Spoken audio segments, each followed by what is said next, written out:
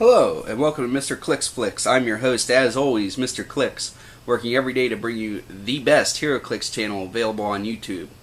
In today's episode of Heroclix 101, we're going to go ahead and cover the movement power known as charge.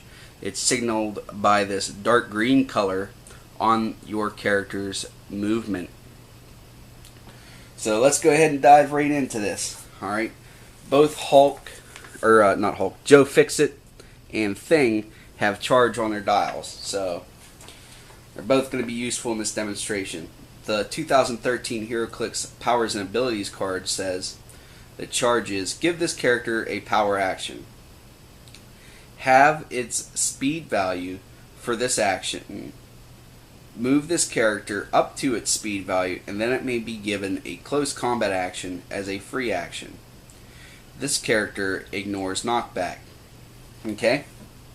So, you guys know how in our previous demonstrations you had to start off adjacent to be able to attack, right? Well, with charge, what you do is you can be a little bit farther away, and you look at your figure's dial, in this case, Thing, and he has a 10 movement. So half of 10 is, he has a 7 movement. So half of 7 is 3.5. In Heroclix, you always round up. So 3.5 rounded up is 4. So he's able to move 4 squares and then attack. So how this would work is you would say Thing is going to use charge. You would move 1, 2. Alright, you don't have to move your whole movement if you don't want to. And then you would make your attack roll. Alright, so Thing has a 10 attack. Joe Fixit has a 17 defense. Thing needs a 7 to hit. And that is what he rolled. Okay? So that's how charge works. Now, there are some things to take into consideration when you're using charge. Okay? Let's go ahead and reposition here.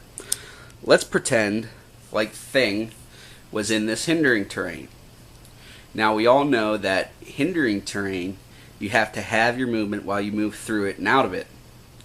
So Thing says he's going to use charge. He has to have his movement for that. So that's 3.5, round up is 4. And then he has to have his movement again because he's coming out of or moving through hindering terrain. So half of 4 is 2. So he's only able to move 2 squares if he wants to use charge. So it's pretty short, but normally if you can get yourself lined up, it works. And in this case, Joe Fixit's only 1 square away, so he could still use charge, move his 1 square, make his attack roll, and then whether to hit or not, I missed right there. But that's how that works. Now, there is something else that we have to cover in this video that the power mentions, just so that you guys have the whole story. It's called knockback damage.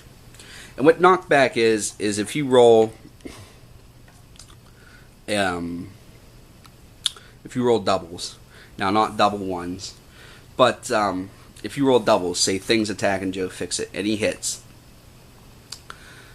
that character gets knocked back the damage of that character. So Thing deals 3 damage, Joe Fixit would be knocked back 3 normally if he didn't have charge in a straight line direction that he was hit from.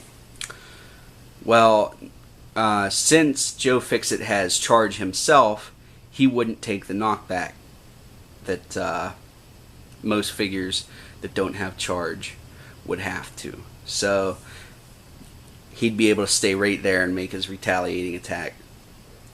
So that's all there is to know about charge. Please make sure to like, comment, and subscribe so that you can be one of the first to view my Heroclix uploads as they happen. And also remember that it's only critical miss if you don't have probability control. Bye.